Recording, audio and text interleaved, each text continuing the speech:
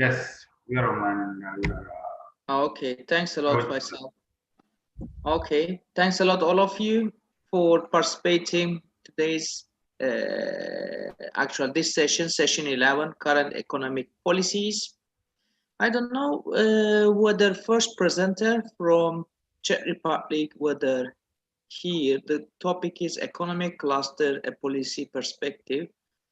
Arni Roots, I think, is not here. So we can carry on with Özge Demiral from Nida Ömer Halis Demir University. And the topic will be labor market impact of COVID-19 pandemic and gender equality. And our gender literary cluster. Okay, different. It's very small letters, so in my PDF it's hard to read. Okay. Okay, Derazga, you can share your slides if you want by clicking share screen. Since we are like 15 minutes is okay. If you want, you can end at 10 minutes. It's up to you. Okay, so you can see, right? Yes, now we can see. Okay, thank you so much. I hope everyone is doing great. So my topic is, as you said, labor market impacts of COVID-19 pandemic and gender equality. Actually, our gender equal cultures different. So I will start my presentation with the objective of my study, and I will end results and discussion. So here are my research questions. So the first one is, do the labor market impacts of the COVID-19 crisis change in gender across countries with varied cultures? Are gender equal cultures and different? So, as you know, gender equality is a key element for social and institutional change to bring about equity in business environment and growth in overall economy.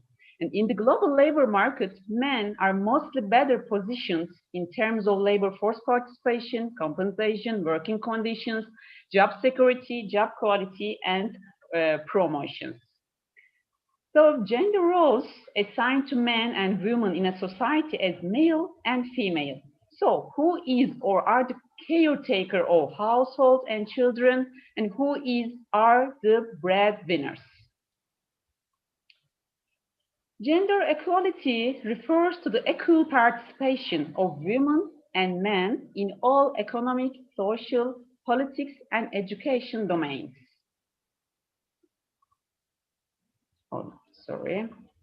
And the concept of gender equality refers to fairness of treatment for women and men according to their respective needs. So the fact, despite many global and local efforts, men are mostly better positioned, as I said before, in terms of labor force participation, compensation, job security, job quality, promotions in the global labor market.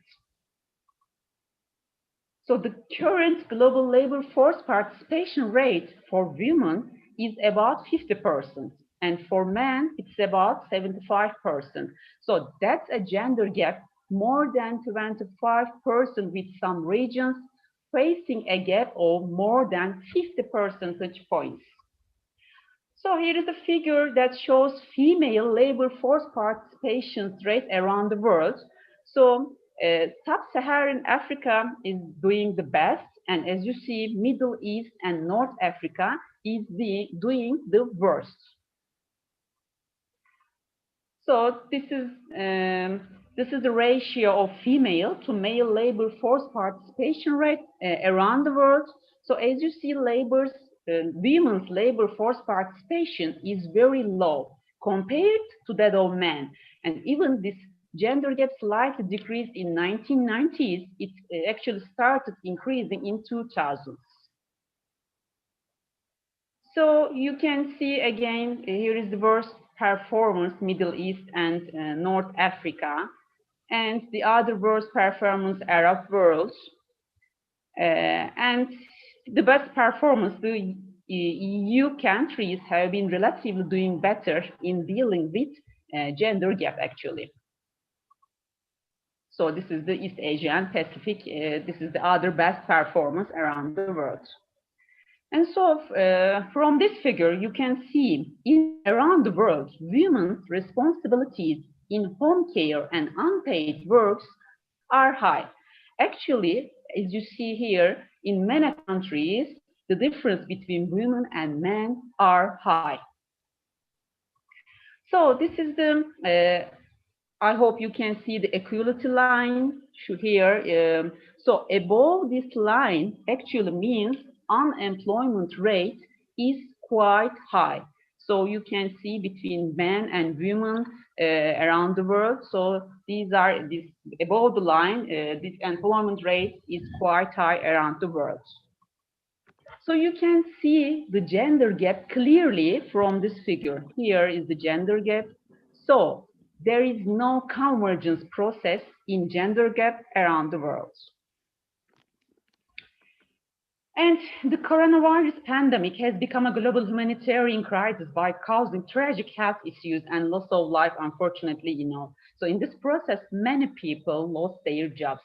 And on the other hand, the overall time spent at home has increased dramatically because of, you know, teleworking, pandemic leave, distance learning, home quarantines, or closure of educational institutions under the social and physical distancing measures.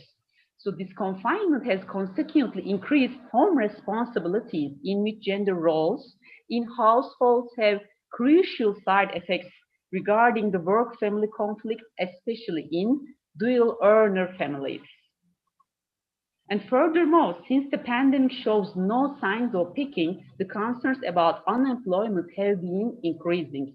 Emerging evidence shows that women may be more severely affected by the negative impacts of COVID-19 in the labor market. Also, gender egalitarianism has cultural origins, by the way. So you can see the globe's cultural clusters from this table.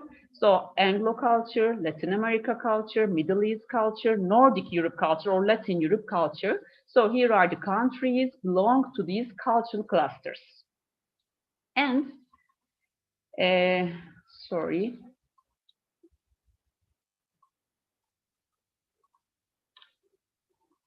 Okay. And you can see also, again, from the GLOBS project, countries with relatively gender equal culture and countries with relatively gender inequal culture. Here is my study sample.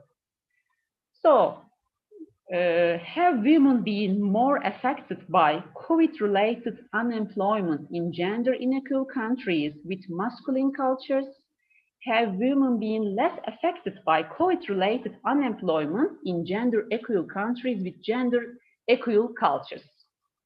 So here is the ANOVA results, and you can see actually women have disadvantages in all three situations, in all three periods. You can see here the difference. So in general situation, before COVID-19 situation and during COVID-19 situations, women have disadvantages in all three periods. So when we look at the cultural differences, gender gap in unemployment is statistically significant in all situations. Thus, gender equal societies significantly have, as you see from here, lower gender gap in all before, during, and probably after COVID-19 pandemic. So in most countries, as you know, men tend to participate in labor markets more frequently than women. And women all over the world have more the caregiver roles in their families. And women more participate in informal sectors than men, and all over the world, men tend to earn more than women. So even before the COVID-19 pandemic, many countries were facing gender inequality in their labor markets.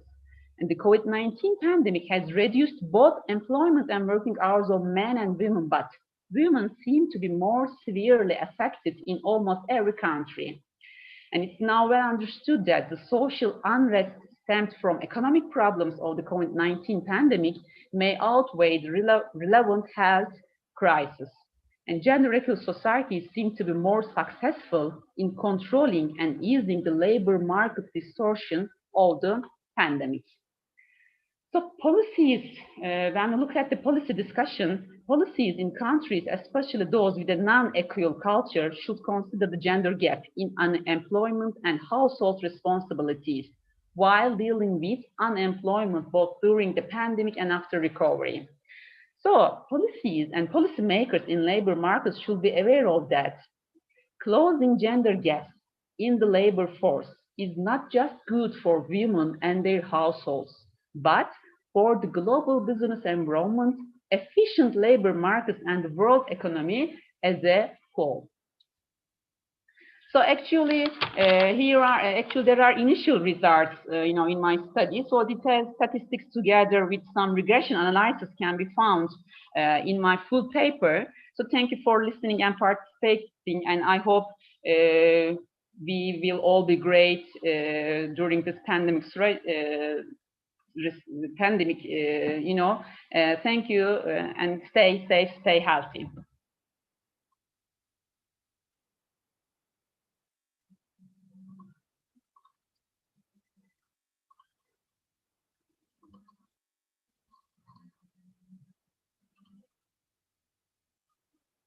So I can't hear you. Can you please unmute?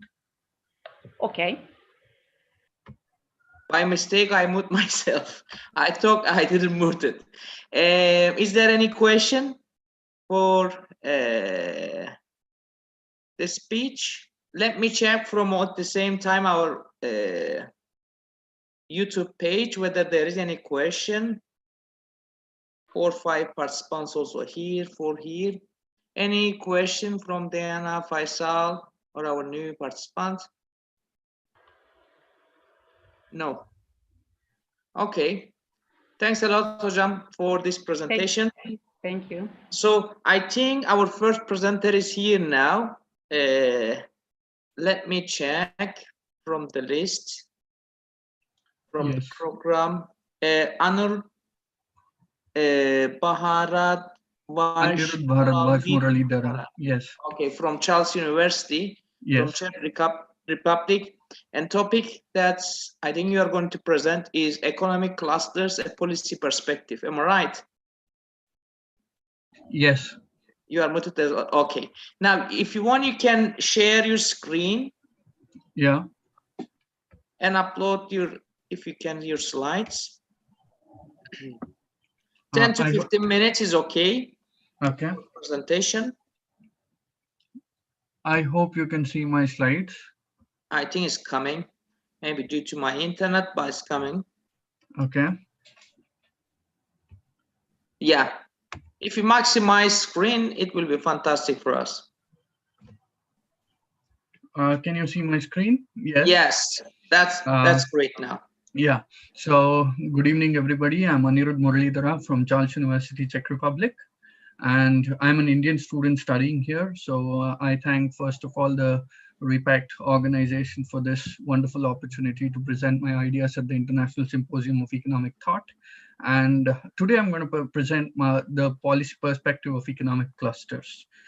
So my research introduction goes like this. So what is an economic cluster? According to Porter, an economic cluster is a dense network of companies and institutions in a certain geographic sphere. So with the next definition, it explains Porter definition. So economic clusters are a network of institutions and corporations in a specific geographic sphere. They engage in cooperation, create capital, triggering innovation and growth.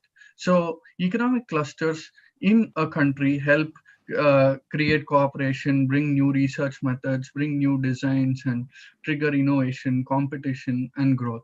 So the scope of my study was to analyze how or can clusters be used as an instrument of policy making.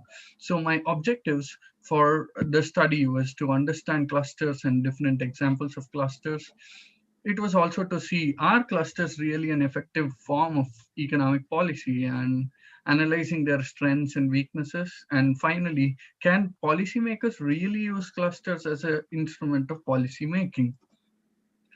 So the scope of my study was to target industries and help them more help them function more efficiently, helping policy think tanks create better policies. It is also helpful in understanding specific needs of industries, such as credit support, infrastructure support, electricity support, and sometimes energy support, different types of human resource support. So that was to understand what an industry needs, and it's helpful for academicians and researchers get a better understanding of the economy. Clusters behave in a certain pattern where we can understand market forces and sometimes where a particular sector is going. So academic and researchers really get good understanding of the economy when they study clusters.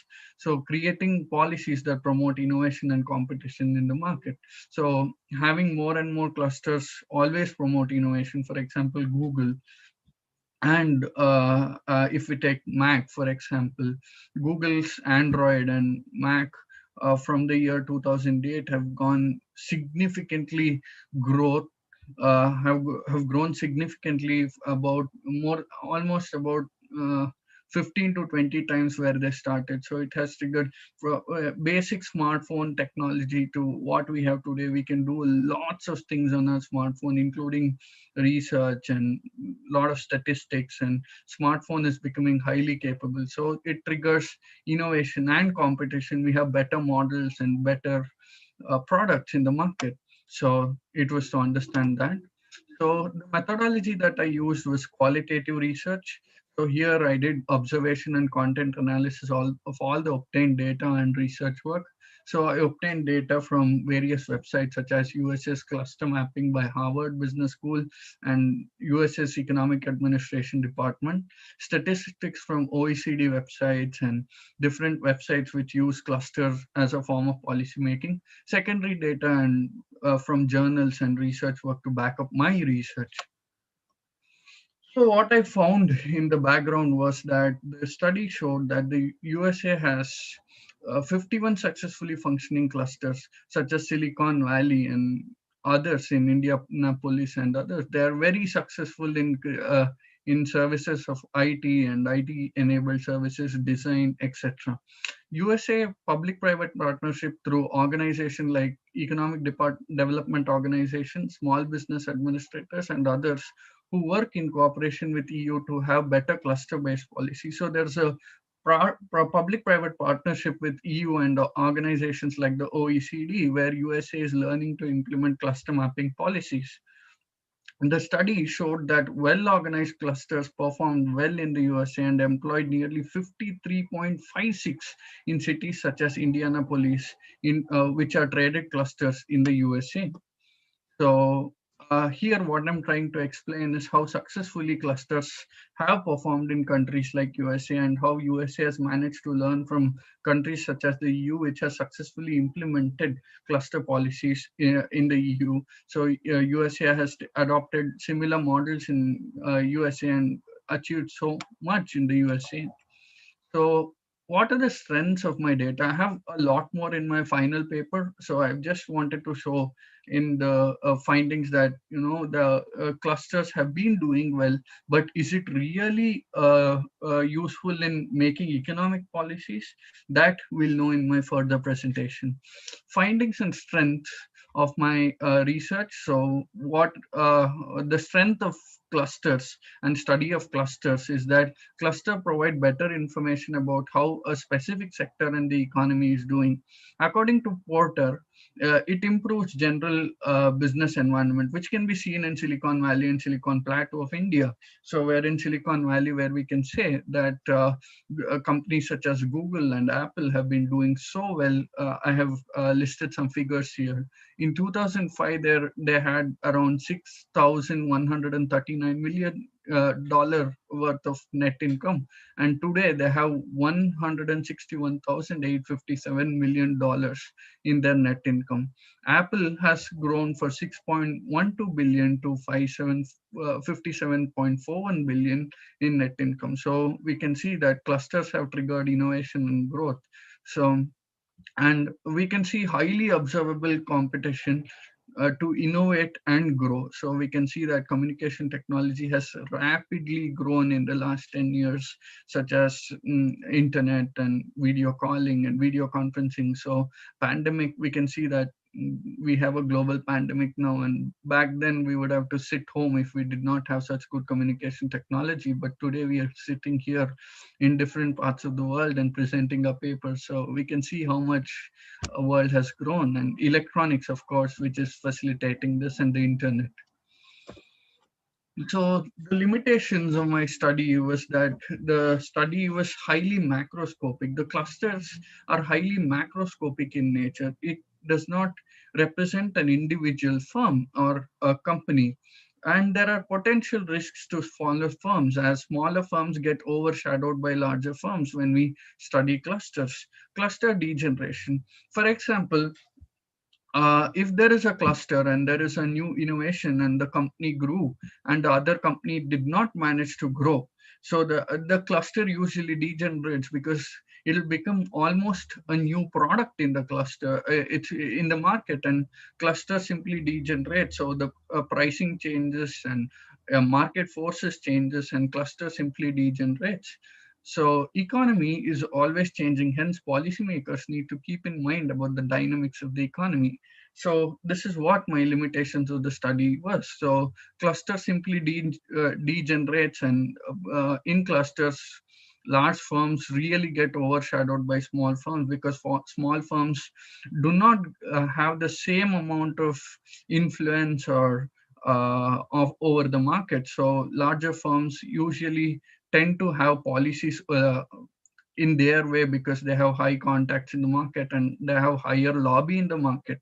So there is always risks, and natural cluster perform differently than organized clusters. See, and this was also one of the major result of my study, because there exist natural clusters and there exists organized cluster. This is my categorization because I did not find a suitable term for this. Natural clusters are clusters which simply exist because of market forces. There are two stores which are selling the same product, so they in similar distances, so they decide what price to set or what product to sell. And then organized clusters are where there is state and public intervention to create a cluster and create a conducive environment for the companies to function. So these organized clusters behave differently from natural clusters. So it becomes very difficult for the policymaker to identify who is a cluster and who is not. So discussion. So my results proved that cluster clustering or cluster policies are somewhat very I don't want to use the word ineffective, because we really don't know that whether it'll work in its full potential or not, but it is somewhat less effective, as it involves, as it is very difficult for policymakers to identify, formulate or categorize clusters, which takes huge amount of time and research. Challenge of creating a governance structure for these clusters. If they create an industrial cluster, sometimes there is uh, uh, chance of big corporates dominating over small companies. So again, that's a big slide down, because yes, MSMEs and all these get eaten up by big corporates. So it is very good to kickstart the economy, as it fosters innovation and competition, and finally it results in degeneration of clusters. But in the short run, clusters help creation of innovation and competition. So it's very good in the short run.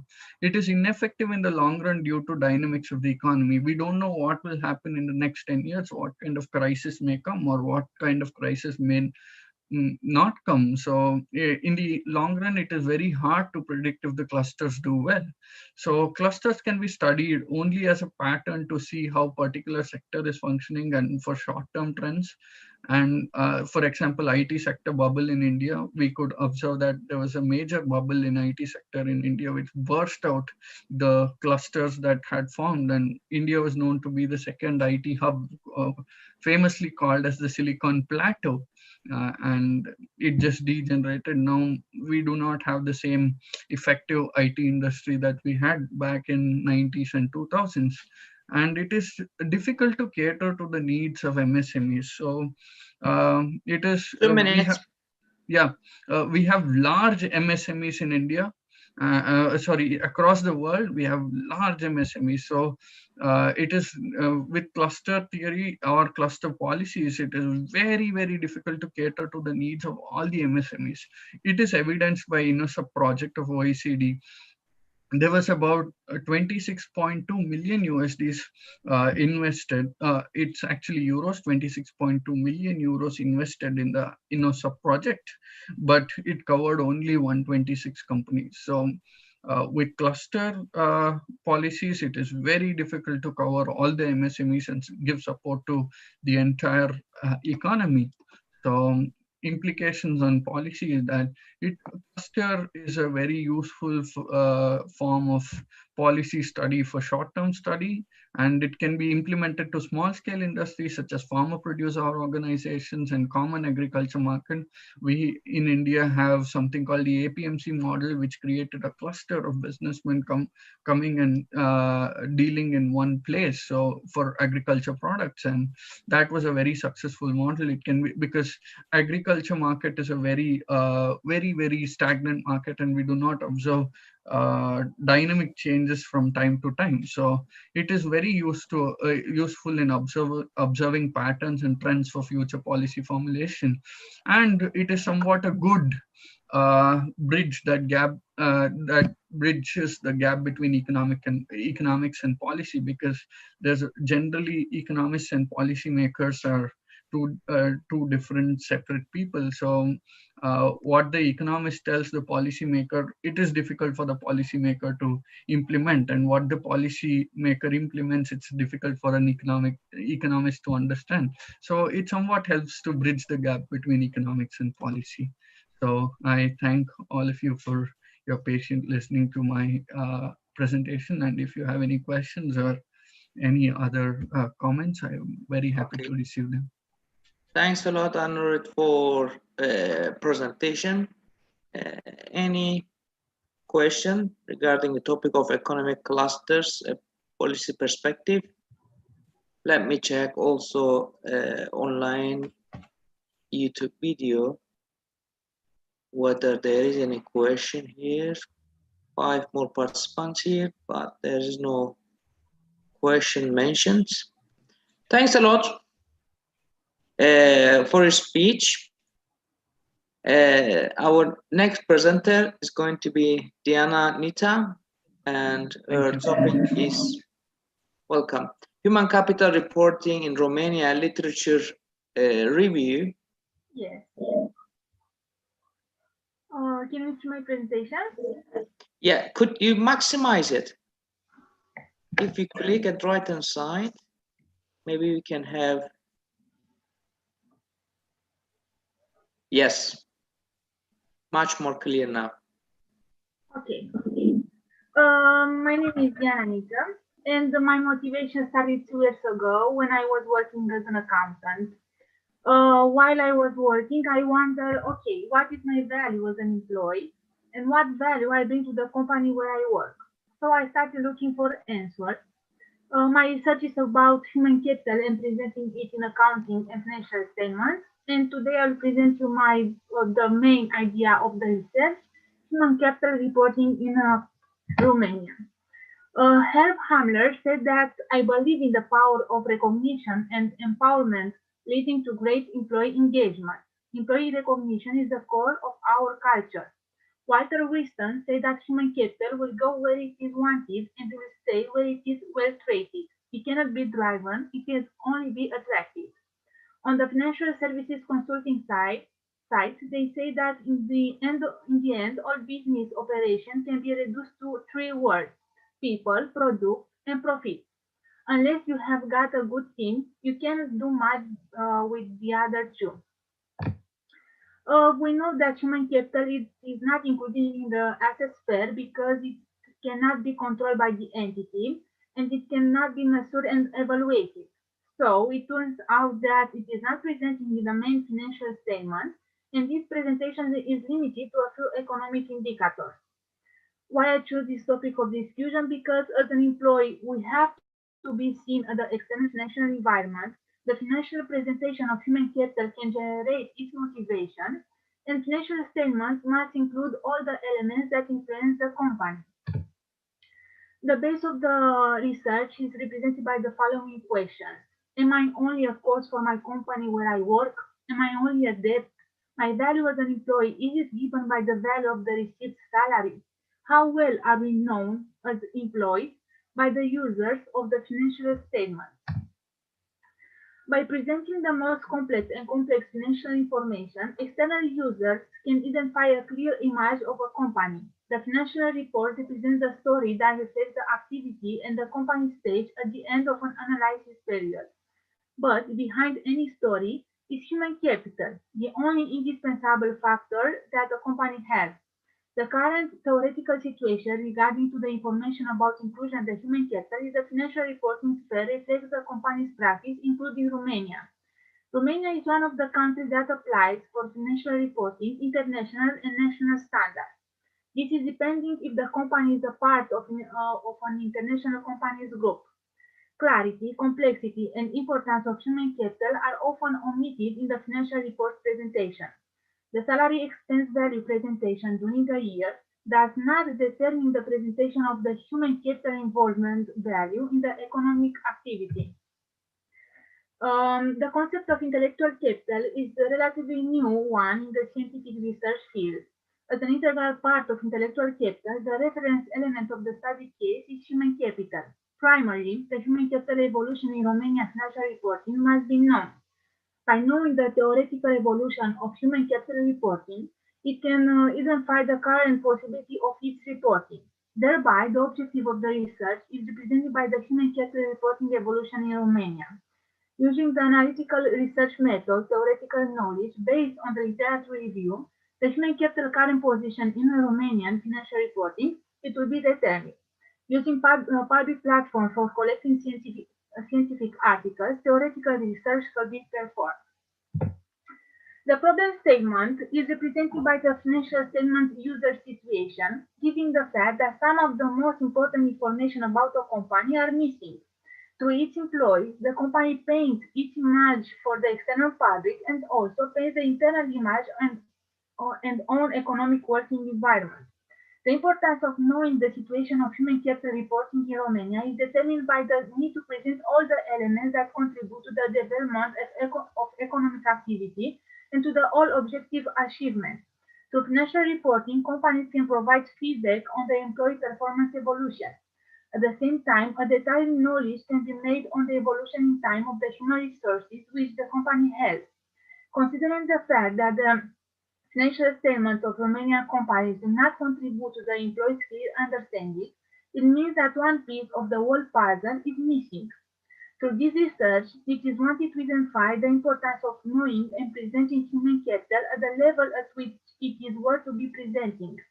The totality of the contributions they have, the employees must be exposed to the general public in order to understand their importance for the company. This article started from the importance of recognition human capital in the company's financial statements, regardless of the standard they apply. Human capital is the engine that determines the proposed objective achievement. Is the key element without a company could not function. In companies, human resources are beginning to be capitalized and managed as the most important resources due to the fact that in the economic field, things are starting to be automated and the add value is given only by human capital. Trainings and internal courses produce skills that can be understood as expectation of future performance within companies. In the attached image, the situation of the information about the human capital is presented. The information was taken in from the financial statements of a Romanian company. So we can see that information we can find about human capital is the benefit of employees, information regarding to administrative management and supervisory members and other key persons. The information are presented in the financial note number 3.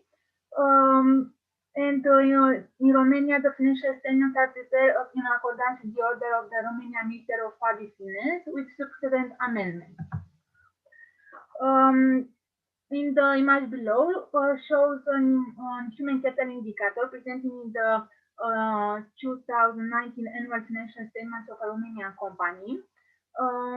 Thereby, from the information presented in financial statements about human capital, its real value, the key employees, the add value brought during a financial year are not assessed. It is noticeable that information about people who bring real success is omitted. In the International Literature Review, human capital is a competitive advantage of companies, and according to Rambaud and Richard, can be connected to the famous corporate dualism. On the one hand, organizations claim that people are the most important asset, but on the other hand, do not include them in financial reporting. It is noticeable that information about people who bring real success is omitted. Therewith, the presentation of some economic indicators that refer to human capital is optional and is not applied by all companies.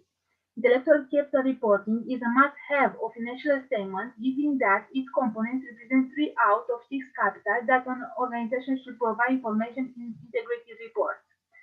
It is considered that the importance of presenting intellectual capital was recognized by Kaplan and Norton, who proposed in the Harvard Business Review to the balanced scorecard model to look at the organization from 4 perspectives.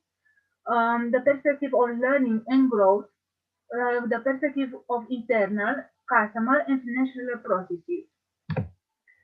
The National Literature Review, we can see that NGO says that profitable entities invest more in reporting intellectual capital than entities which are less profitable.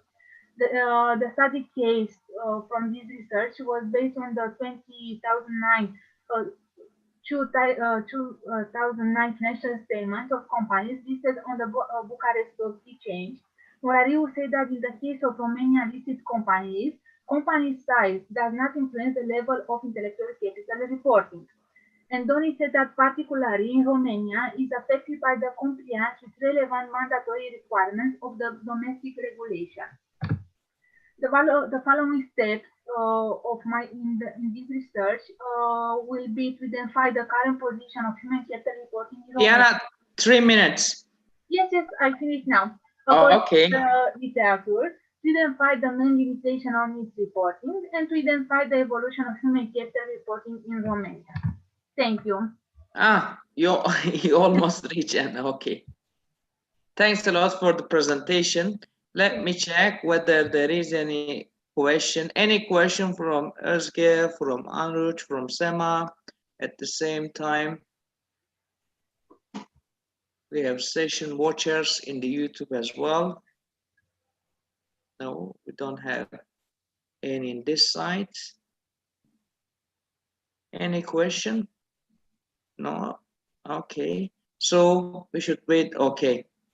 There's Sema now going to share her. Thanks a lot, Diana, for the speech. Now, another presenter record their video for the presentation. Now we will share the last, let me see.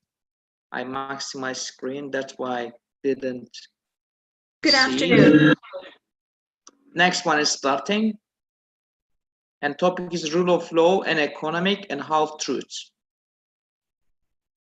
I'm reading this paper on behalf of Dr. Hassan, who is the first author, and second and third authors, Dr. Seema and Dr. Remy. The title of the paper is The Rule of Law in Economics, Half-Truths. COVID-19 has transformed the global socio-economic system that had prevailed for the past 100 years. The governments around the world have used extrajudicial powers by suspending some of the fundamental rights protected under the constitutions of the Eastern as well as Western countries. The slogans such as "We are in this together" and "Frontline workers" are now the most used terms in official as well as social segments of the population. COVID-19 is also being touted as the great equalizer. While the threats to global human population are possibly extreme due to COVID-19, the profit earnings of the pharmaceutical industry, healthcare sector, global online retail giants, and technology media corporations have reached all-time high. Emergency powers have been granted to the law enforcement agencies to facilitate the COVID-19 measures. The governments have resorted to using executive orders to implement various socioeconomic restrictions, such as business lockdowns, social distancing, and travel. These measures lack parliamentary oversight and public scrutiny. The doctrine of the rule of law is one of the central tenets of the common law tradition in the UK, the US, and over 30 major economies of the world. The 19th century English jurist Lord A.V. Dicey describes this doctrine to have three major characteristics. The first is that there is no punishment without law. Secondly, everyone is equal before the law. Thirdly, the individual's rights is protected and guarded by an independent judiciary. The constitutional rights of the citizens are therefore extremely important when it comes to their fundamental freedoms. However, under the COVID-19 emergency powers, there seems to be a movement towards imposing restrictions that curb the citizens' right to question any directives of the government. The emergency powers being used by the government to impose lockdowns is causing self-employed, part-time workers and small businesses to suffer immeasurable economic suffering. There is limited to no relief available to this large segment of the global population. This paper takes a holistic view of the above factors, including the increasing effort by the US mega tech corporations to exploit the global pandemic as a potential to harvest user data due to the increase in online services. The mainstream economics have yet again failed to capture any of these events and continue to push for a monologue consisting of vague terminologies that cannot solve any of the contemporary socioeconomic challenges exacerbated by COVID-19. COVID-19 has resulted in massive shutdowns across the globe. The mainstream economics claims that economic modeling, predictions, and consequently any public policy advice for such a scenario is difficult if not impossible.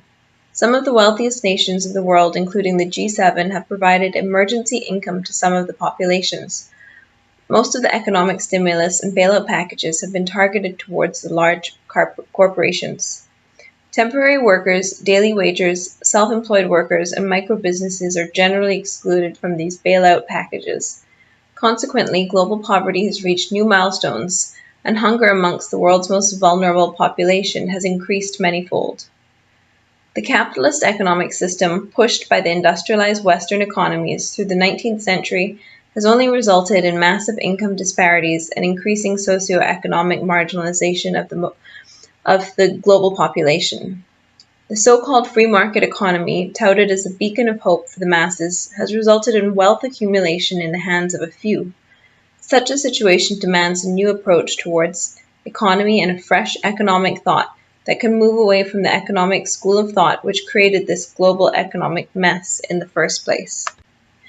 There are no viable economic solutions being offered to tackle this great reset that has taken place due to COVID-19. While the economic disparity amongst the poorest segments of society has substantially increased during the COVID-19, the profits of mega corporations have skyrocketed. Attraction for tax avoidance by mega corporations, tax-neutral jurisdictions, or tax havens, has increased during this period. Firms manufacturing personal protective gear for health workers, non-surgical mask manufacturers, hand sanitizing product manufacturers have resorted to financial extortion and price gouging. Wealthy countries resorted to unethical market competition to secure such supplies from these corporations by denying poor countries any such supplies. The WHO has neither spoken on the topic nor raised any ideas to sanction such practices, which can be tackled through numerous instruments of international treaty law.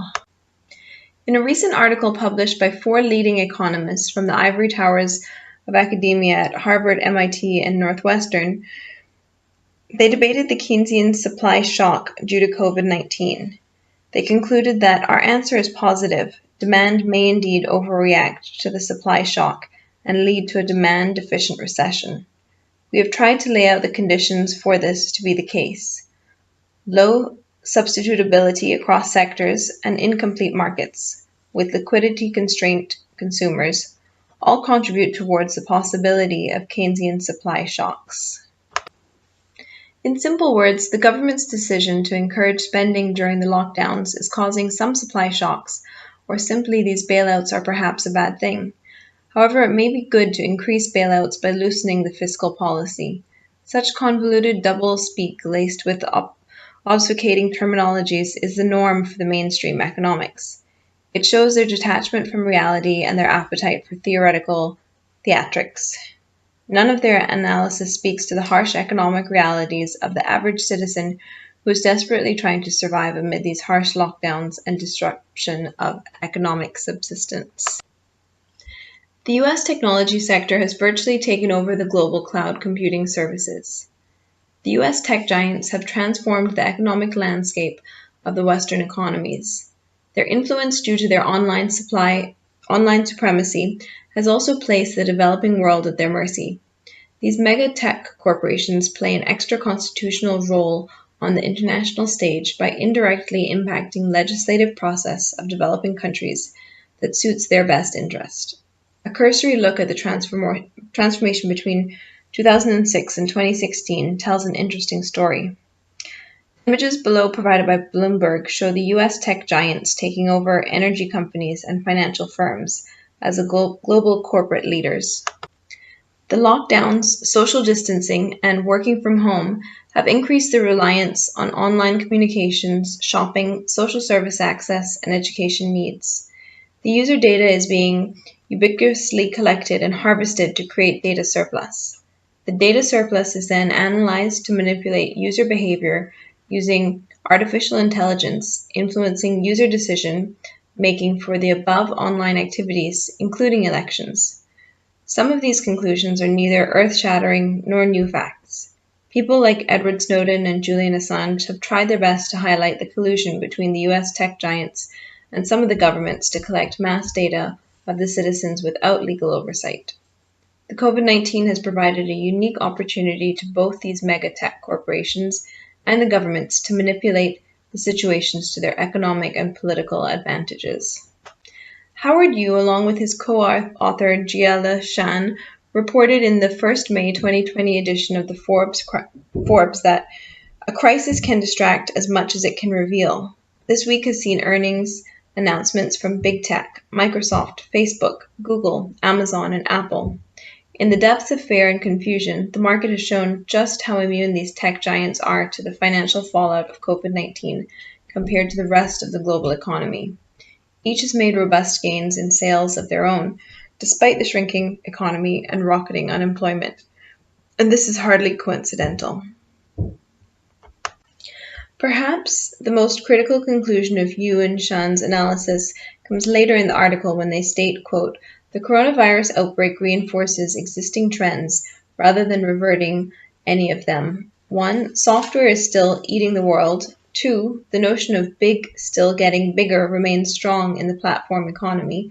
And 3. The government breaking up winners won't be happening anytime soon."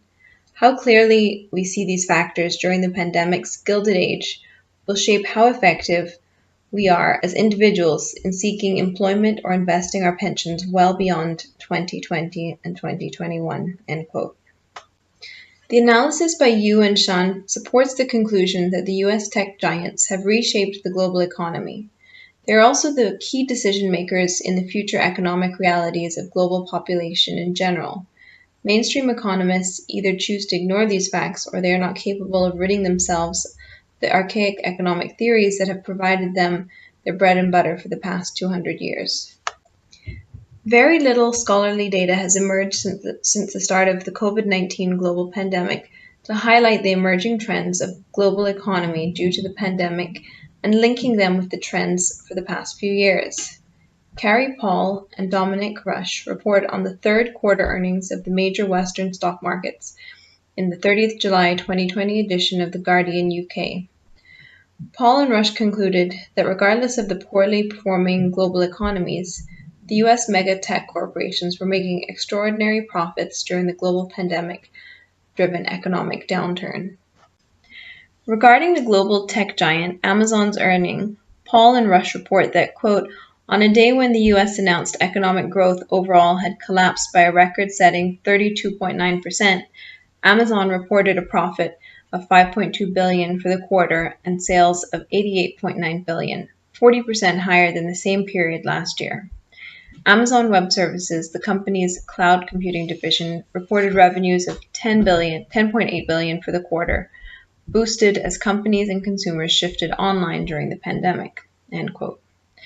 Amazon Cloud Computing is the company that is hosting and storing most of the citizens' data collected by some of the Western governments to track the spread of COVID-19. The Australian government launched the COVID-19 infection tracing application on the 26th of April 2020. The legislation to implement the application or app was tabled before the Australian Parliament on the 12th May 2020. More than 6 million Australians downloaded the app before the Australian Parliament had a chance to consider the legal implications surrounding the collection of personal data of its citizens. The data of the Australian citizens collected through this app is being stored on Amazon servers. Australia is not alone in this exercise. Canada, France, Germany, UK, and scores of other countries have launched these apps without considering the implications for any data security breaches or any misuse of the data by the corporations harvesting this data. India and China have made the downloading of such apps mandatory in their countries. Trillions of dollars are going to be spent by these governments to collect the data and to maintain the data on the cloud computing platforms of the US tech giants. Shoshana Zuboff is not new to writing scathing and controversial books about the invasive nature of technology and its slow creep within global socioeconomic life. Zuboff's 2019 book on surveillance capitalism shines a new light towards the way for a new economic thought. Zuboff lays a convincing argument about the harvesting of user data as a novel economic development in extractive capitalism. Zuboff asserts that the tech giants use various apps and selling techniques to attract users to sign up for their offerings in their online transactions. These sign-ups are mostly done by way of accepting cookies to access information or for the purpose of other online transactions. In the process, the user unwittingly and trustingly gives up their personal and confidential data. The extractive techniques used by these tech giants deploy tools that include AI technologies. The harvested data is then either used by the same tech corporation or sold to other mega tech giants. The massive amount of personal data collected acts as a repository to constantly analyze personal behavior patterns of an individual and used to compare it with others in the same or diverse groups. These massive repositories of personal data that is continuously updated and reanalyzed is termed as behavior surplus by Zuboff. COVID-19 has hooked on billions of people around the world to the world of online computing and services. The extractive techniques of mega tech corporations are using their users' data to create sales strategies which help to predict and modify users' behavior. This behavior modification to manipulate the users to spend more money online has led to massive profit making on the part of mega corporations, as we have highlighted above. The obscene profit making is just the tip of the iceberg. The major issue is the ability of the mega tech giants and mega corporations to set aside legal rules of data protection and citizens' rights to privacy. These extractive data collection practices are also giving rise to a monopolistic hegemony of the mega tech corporations on behavior surplus without the consent of the citizens of whom the surplus is extracted. The data manipulation and behavior surplus also have a profound impact on the political and legal landscape. Elections can be manipulated by these megatech corporations. The usual strawman arguments employed these days in the Western social media is foreign intervention in their elections. Facts are far from the truth. Zuboff's work shields critical light on the ubiquitous data collection through these online computing devices that have now crept into each household in the shape of smart devices collection users' data 24/7. The information is being collected through our cars, phones, computers, watches, refrigerators, televisions, and even spectacles. The fundamental human right to privacy is being forced away and relinquished unwittingly. None of the mainstream economists can put their finger on these factors that are transforming the human socioeconomic lives. COVID-19 has laid bare the veneer of that separated. I apologize. COVID-19 has laid bare the veneer of subtlety that separated the lives of the majority of global population from the less than 1% ultra-rich who control the 99% of the global wealth. The global pandemic has also exposed the players behind the economic policy making and guiding the executive powers of the government. The executive decisions for healthcare, national security, economic policy, and even the foreign policy are now largely influenced by mega tech corporations. The global pandemic has also led to increase in hunger around the world. Linda Nordling reported in the November 2020 issue of the Scientific American that, quote, factors such as lockdown during harvest season, these could lead to 130 million more people living with chronic hunger by the end of 2020 than had been expected, according to the United Nations, a 19% increase in its pre-pandemic estimate. Economics and economists have a public duty to educate the masses about the socioeconomic dimensions of public policy making by the government and to understand the behavior of the businesses within the economic sphere. The mainstream economics has failed the public on both fronts. The use of obfuscating terminologies and proverbial doublespeak to appease both sides of the aisle have now become the norm within the practitioners of mainstream economics. After all, one cannot bite the hand that feeds them. Billions of dollars in research grants to the Ivy League universities by the US megatech corporations and global megacorporations ensure the complicity of these ivory towers of mainstream economics in towing the line. It is scholars like Shoshana Zuboff and a handful of others who have had the moral fortitude to deconstruct the obfuscating and manipulative practices of these megacorporations. Community awareness and public understanding of the realities defining the socioeconomic challenge of our time is the key to rethink economics. Any economic thought that is guided by funding and grants by megacorporations cannot be in the public interest. The rule of law shall remain an elusive goal if we continue to tread on the present course. Global poverty, hunger, and economic marginalization are the price to be paid for this ignorance. Thank you.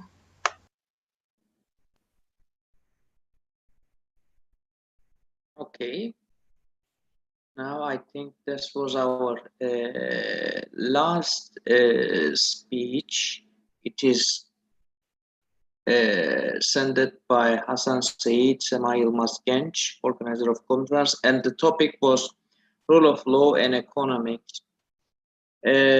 So thanks a lot for all of you for participating event and even in this COVID time, participating online conference. Is there any question at the end? I think there's no. Okay. Thanks a lot, all of you, for participating, and have a good day and week.